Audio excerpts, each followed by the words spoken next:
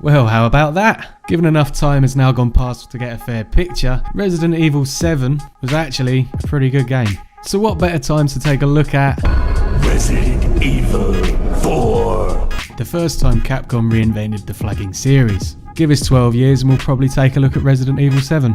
So, it's 2005. Resident Evil 4, the appropriately named title of the 14th game in the series, was released exclusively on the underperforming GameCube. As can be seen today in a number of franchises that have got into double-digit releases, straying away from the norm can be your downfall. Endless Call of Duties and Assassin's Creed get pushed out with a new lick of paint every year, new characters, new settings, but ultimately little to distinguish them from previous iterations. So with Resident Evil 4, what the public expected was another solidly built and well-marketed product, but ultimately a wholly uninspiring release. And then, Resident Evil 4 did not do this. What was released was a whole new playstyle, an exquisite blend of action and survival. A huge amount of content, all gorgeously wrapped with the best looking graphics on that console's generation.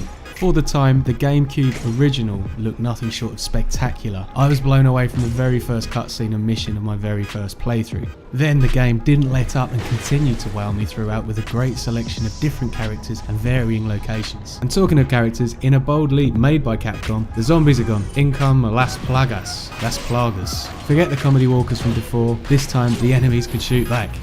So, we rejoin Resident Evil 2's protagonist Leon Kennedy on his mission, ripped from an 80s action B-movie, to obviously rescue the president's daughter. On his journey we have terrible dialogue, silly monsters, and the story may be a bit, shit. But this 100% doesn't matter, as the ludicrous situations offer a shoehorn to jam in so many different locations and enemies and jet skis. However, this isn't just a case of so bad it's good. The tongue was rammed firmly in Capcom's cheek the whole time, and they embraced it 100%. So much doesn't make sense, and it so doesn't matter. At your starting point in a Spanish peasant village, you're fighting the local pitchfork-wielding bumpkins, and you would have got some pretty long odds if you were going to bet you'd end up fighting fat boys with miniguns and taking down attack helicopters. Unlike what came before, this game is 90% action, 10% survival. But that 10% really tries to drive home the horror with some genuinely terrifying enemies. Your first playthrough was going to be full of insta-kills, and that's no questions asked. Thinking back, I reckon it took me about 15 hours to complete the campaign the first time I played it, and that did actually feel value for money. However, from completion, you earn the Mercenaries arcade game, which spawned its own spin-offs, and was straight up hours of fun, allowing you to play as other members of the Resi canon. You also got another hour-long game playing as Ada Wong, and the numerous shooting galleries and the new difficulties, they just give you even more to do. Future releases such as the PS2 one would add even more content, such as a full side game involving Ada. The majority of gamers will have at least a base recollection of this game. Nintendo, Sony, Xbox, PC, mobile, all have had an adaptation.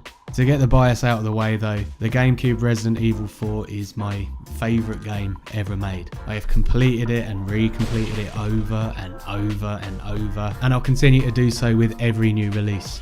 Finishing the pain in the arse process to unlock the hand cannon will remain, unfortunately, one of the proudest moments of my life. I still have the memory card with the save on it, and I know where it is even to today.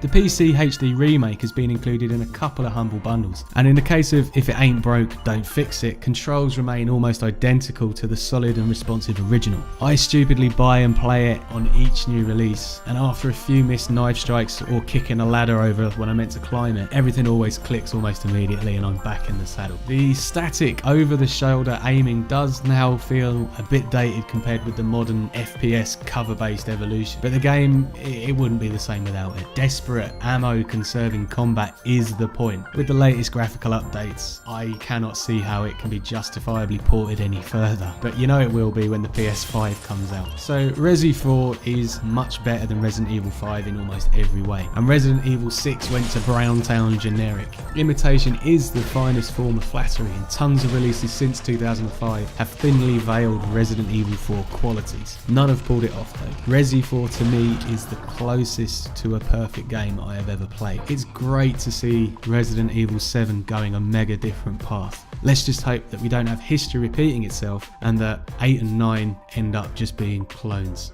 Anyway, here's the begging part. 12 years late, talking about a game from 2005. We've got plenty of retro stuff, so give us a like and a subscribe if you want to. If not, then suit yourself. protect